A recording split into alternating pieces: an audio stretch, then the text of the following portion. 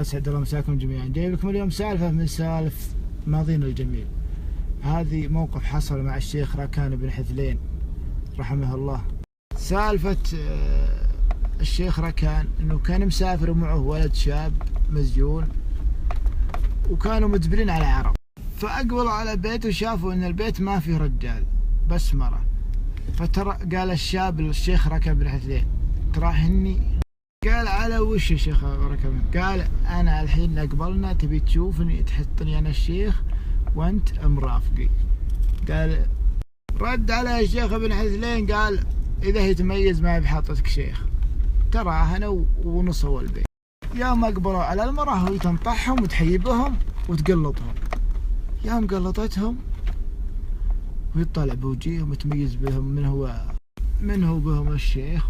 ويوم شافت الولد ولا ملابس الزينة، يوم طلعت الشيخ راكان بن حثلين ولا وجهه موسمته الشموس، هو تاخذ الفاس بيدها وتطشه عند الشيخ راكان بن حثلين. قالت: قم احطب وشب النار وقهوة معذبك. ويغمز الشيخ راكان بن حثلين الرفيد انه ما يتكلم، وهو يقوم يحاطب يسوي القهوة ويروح يقهوي رفيد. يوم قهواه وهو يقول لها كلابيات: يا زين يلي في ذراعك نقاريش، الحكم حكم الله وحكمك على الراس.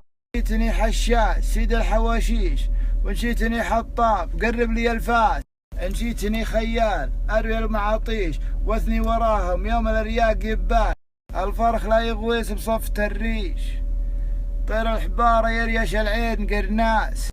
لما خلص قصيدته قالت: اسألك بالله متى الشيخ راكان؟ قال: لا والله انا.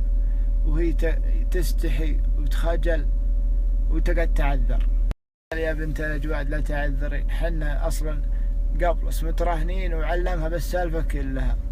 ونختم بالصلاة على النبي، اللهم صل وسلم عليه.